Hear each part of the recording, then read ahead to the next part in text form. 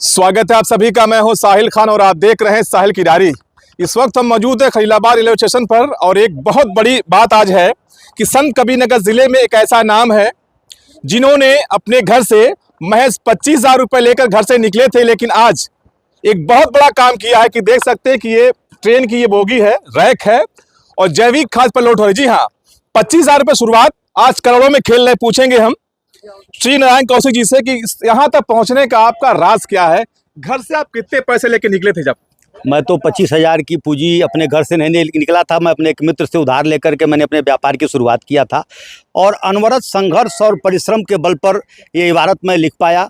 और आज पूर्वांचल के इतिहास में पहली बार जो है किसी भी स्मॉल स्केल इंडस्ट्री द्वारा जो है रैक के माध्यम से जो है खाद अदर स्टेट में भेजी जा रही है।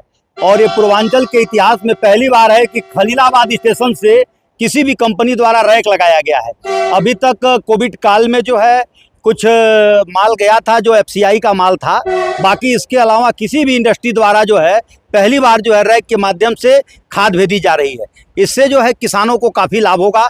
और ये खाद वहाँ जहाँ पहुँचेगी, ये सिलचर जा रही है आसाम में, वहाँ जाने पर इसका लागत जो है वो काफ़ी बढ़ जाता था जब रोड लाइन से जाती थी। तो अब ट्रेन से जाने से जो है इसकी लागत कम आएगी, जिससे किसान को आसानी से ये खाद सस्ते मूल्य पर उपलब्ध हो पाएगी और किसान इसका उपयोग करके अपने कृषि में काफ़ी लाभ उठा सकेगा।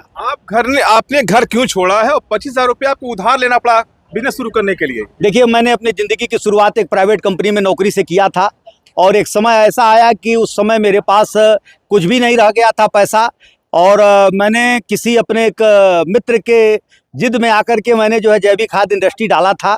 और जैविक खाद इंडस्ट्री को डालने के बाद जो है अनवरत मेरा ये संघर्ष जारी रहा। और संघर्ष की कड़ी में जो है मैं लगातार बहुत दिनों से नॉर्थ इंडिया में जो है मैं प्रेसमड कंपोस्ट का कह सकते हैं कि मैंने शुरुआत किया। जब प्रेसमड कंपोस्ट को कोई जानता नहीं था उस समय मैंने बलरामपुर चीनी मिल, आपके बजाज और बिहार की सुगौली और लौरिया, इन चीनी मिलों की बायो कंपोस्टिंग की शुरुआत भी मेरे द्वारा कराई गई। और एक एक बोरा दो दो बोरा खाद दे करके किसानों को मैंने इसके लिए जो है प्रेरित किया। मैं जानता था कि आने वाला जो समय है कृषि के लिए घातक है, क्योंकि मैं भी कृषि का छात्र होने के नाते मैं पहले से इस चीज़ को जानता था कि जो हमारा किसान है वो किसान लगातार रासायनिक खाद की खेती, रासायनिक खाद का प्रयोग कर रहा है और अंधाधुंध प्रयोग कर रहा है, जिससे हमारी मृदा संरचना बिगड़ती जा रही है। और मृदा संरचना बिगड़ने से जो हमारा उत्पादन जो है वो दिन प्रतिदिन घटता जा रहा था। उत्पादन लागत हमारी बढ़ती जा रही थी और उत्पादन घटता जा रहा था। उसी कड़ी में मैंने जैविक खाद का प्रयोग शुरू किया, बनाना शुरू किया। और उस कड़ी में मैंने किसानों को जो है प्रेरित किया कि आप जैविक का प्रयोग करें, जिससे आपकी मृदा संरचना में सुधार होगी और आपका उत्पादन जो है वो बढ़ेगा।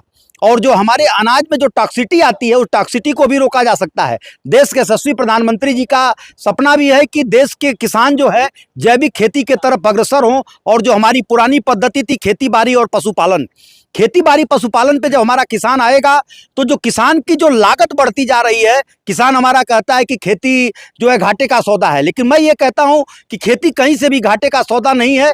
क्योंकि जो किसान जब सुविधाभोगी हो जाएगा, सारी चीज़ें वो रासायनिक खादों पर डिपेंड हो जाएगा और मार्केट की चीज़ों को क्रय करने पर डिपेंड हो जाएगा, तो उसका उत्पादन लागत बढ़ता चला जाएगा। और कितने का माल जा रहा है, कितने लागत होगी? देखिए, माल लगभग जो है मिनी रैक है, लगभग ये 70 लाख रुपए का ये माल जा रहा है। 70 लाख रुपए का? जी, पहला रैक जा रहा है? जी, पहला रैक 70 लाख रुपए का ये माल जा रहा है, जो कि मैंने बहुत ही सस्ते मूल्य पे यहाँ से भेजने का कार्य किया। बाकी यदि अन्य कंपनियां, जो बड़ी बड़ी कंपनियां इस खाद को भेजती हैं, यदि उनके रेट में जिसका तुलना करेंगे तो लगभग ये 2.5 से 3 करोड़ रुपए का माल होता है। लेकिन 2.5-3 करोड़ के सापेक्ष में मैं इस माल को जो है मात्र 70 से 75 लाख रुपए में मैं जो है यहाँ से पहुँचाने का कार्य कर रहा हूँ। तो जिससे जो है किसानों को काफ़ी सस्ते मूल्य पे मैं खाद दे रहा हूँ। और मैं बड़ी कंपनियों से भी आह्वान करूँगा कि आप लोग, आज आवश्यकता ये नहीं है कि व्यापार जैविक खाद पे किया जाए, जैविक खाद को एक क्रांति के रूप में पैदा करने की ज़रूरत है। क्योंकि आने वाला जो हमारा भविष्य है वो कृषि ही है। क्योंकि जिस देश का किसान समृद्धशाली होगा वह देश अपने आप समृद्धशाली हो जाएगा। और भारत जो है कृषि प्रधान देश है, भारत के सभी जनप्रतिनिधि ये कहते हैं कि किसानों हमारा 70% आबादी जो है कृषि पे आधारित है। तो यदि 70% आबादी कृषि पर आधारित है तो उसका जो है भारतीय अर्थव्यवस्था में एक बड़ा योगदान होना चाहिए। कभी एक समय हुआ करता था भारतीय अर्थव्यवस्था में 50 से 55% का हमारे कृषि सेक्टर का योगदान हुआ करता था। आज हमारा 11, 12, 13% योगदान भारतीय अर्थव्यवस्था में रह गया है। इसलिए किसानों को हमारे पुरानी पद्धति पे आना पड़ेगा और पुरानी पद्धति पे आकर के अपने उत्पादन को वृद्धि करके और अच्छी गुणवत्ता के जो उत्पाद हैं उनको तैयार करना पड़ेगा, क्योंकि रासायनिक खाद के प्रयोग से आप देख रहे हैं कि तमाम बीमारियां भी पैदा हो रही हैं। अभी देखिए प्रधानमंत्री जी ने देश के किसानों से आह्वान किया था कि आप लोग संतुलित मात्रा में जो है खाद का प्रयोग करें, लेकिन किसान हमारा संतुलित मात्रा में किसान खाद का प्रयोग नहीं कर रहा है, क्योंकि उसको सुविधा भी दी गई कि मिट्टी की जांच करा करके आप खाद का प्रयोग करें, लेकिन वो अंधाधुंध उसका प्रयोग कर रहा है। वो किसी तरीके की तरह से अग्रसर नहीं हो रहा है, क्योंकि कृषि विभाग के द्वारा भी लगातार योजनाएं चलाई जा रही हैं। कृषि विभाग द्वारा भी लगातार किसानों को प्रेरित किया जाता है कि आप लोग जो है खेती को जो है अपनी मिट्टी की जाँच करा करके ही करें, लेकिन किसान हमारा अभी उसको मानने को तैयार नहीं है।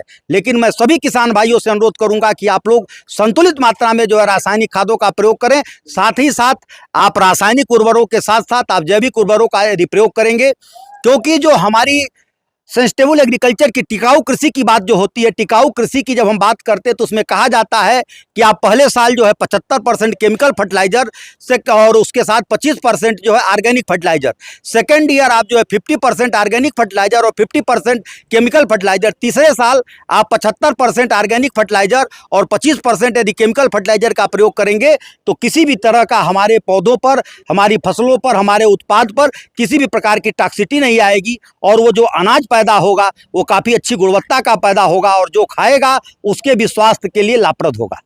प्रदीप जी, आपसे भी वही सवाल।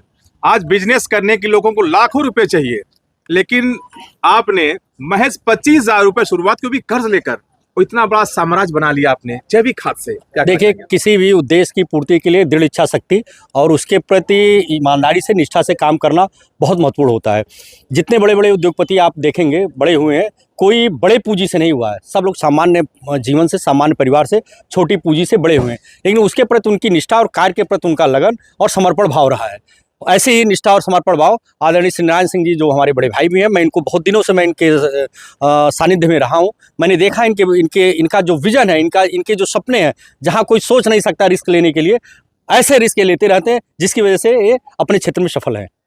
तो आप दिखा सकते हैं किस तरह से, देखिए रैक लगा हुआ है, बस एक गाड़ी चलने वाली है।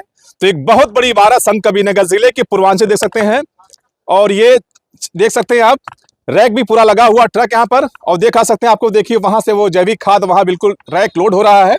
तो ये लाखों की लागत से ये जा रहा है और खलीलाबाद इंडस्ट्रियल एरिया में इनकी फैक्ट्री है। देखिए, जो सरकार का विजन है, इंडस्ट्रियल एरिया हमारे यहाँ खलीलाबाद में है, और मैंने देखा पूर्ववर्ती सरकारों में भी उपेक्षा का शिकार रहा है। एक बड़ा विजन अगर हो लोगों का, और देखेंगे गोरखपुर से लेके बाहर के बहुत बड़े बड़े व्यवसायी बड़े बड़े प्लाट लेके खाली रखे हुए हैं, उसमें कोई किसी भी प्रकार का कोई उत्पादन का कार्य नहीं हो रहा है।